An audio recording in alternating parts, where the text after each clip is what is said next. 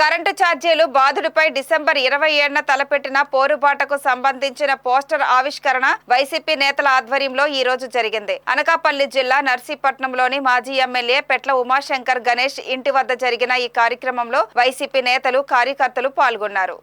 ఈ సందర్భంగా మాజీ ఎమ్మెల్యే మాట్లాడుతూ కరెంటు ఛార్జీలు తగ్గించాలనే డిమాండ్తో డిసెంబర్ 27న తమ పార్టీ అధినేత జగన్మోహన్ రెడ్డి ఆదేశాల మేరకు పోరుబాట కార్యక్రమం నిర్వహించడం జరుగుతుందన్నారు. ముఖ్యమంత్రి చంద్రబాబు నాయుడు కరెంటు ఛార్జీల రూపంలో 15,000 కోట్ల రూపాయల భారాన్ని ప్రజలపై మోపారని, వాటిని వెంటనే తగ్గించాలని డిమాండ్ చేశారు. అధికారంలోకి రాకముందు కరెంటు ఛార్జీలు పెంచమని చెప్పారని, ఎస్సీ, ఎస్టీలకు 200 లోపల యూనిట్ల కరెంటును ఉచితంగా ఇస్తామని ప్రకటించారని అన్నారు. వీటిని అమలు చేయాలనే డిమాండ్తో తమ పార్టీ పోరుబాట నిర్వహిస్తుందని పేర్కొన్నారు.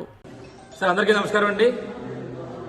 వైఎస్ఆర్ కాంగ్రెస్ పార్టీ రాష్ట్ర అధ్యక్షులు జగనన్న పిలుపు మేరకు ఈ నెల 27వ తారీఖున కరెంటు ఛార్జీల బాధుడిపై వైఎస్ఆర్ కాంగ్రెస్ పార్టీ పోరుబాట కార్యక్రమం చేపట్టడం జరుగుతుంది. అందులో భాగంగా ఈరోజు నర్సీపట్నం నిధులు ఉన్న పార్టీ పెద్దలు, పార్టీ నాయకుల ఆధ్వర్యంలో ఈరోజు పోస్టర్ రిలీజ్ కూడా చేయడం జరిగింది. అయితే ముఖ్యంగా చెప్పాలంటే ఈరోజు రాష్ట్రంలో రాష్ట్ర ప్రజలపై వేల కోట్ల రూపాయల భారాన్ని వేయడం జరిగింది. దానికి నిరసనగా రేపు 27వ తారీఖున ఏదైతే ఇంజనీర్స్ ఉన్నారో, మరి ఎలక్ట్రికల్ సంబంధించిన ఇంజనీర్స్ ఉన్నారో వాళ్ళ దగ్గరికి వెళ్లి మరి తగ్గించాలి, కరెంట్ ఛార్జీలు తగ్గించాలని చెప్పి వినతిపత్రం ఇచ్చే కార్యక్రమం చేపట్టడం జరుగుతుంది.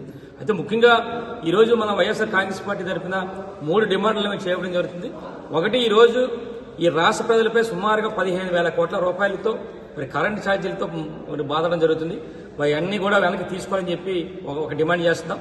రెండోది, ఏదైతే ఎన్నికల్లో చంద్రబాబు గారు చెప్పారో కరెంటు ఛార్జీలు పెంచమని, దాన్ని కూడా ఆచరణలో పెట్టాలని చెప్పి రెండో డిమాండ్. మూడోది ఏంటంటే, ఏదైతే ఎస్సీ, ఎస్టీలకు మరి ఉచితంగా 200 యూనిట్లకి ఇస్తున్నారో అది కొనసాగించాలని చెప్పి ఈ 3 డిమాండ్ల మీద మరి రేపు 27వ తారీఖున మరి వినతిపత్రం ఇచ్చే కార్యక్రమం చేస్తాం కనుక ఆ కార్యక్రమానికి నర్సీపట్నం నిధులున్న పార్టీ నాయకులు, కార్యకర్తలు, పార్టీ అభిమానులు కూడా పాల్గొని ఆ కార్యక్రమం విజయవంతం చేయవలసిందిగా మీరు కోరుచున్నారు. జై జగన్.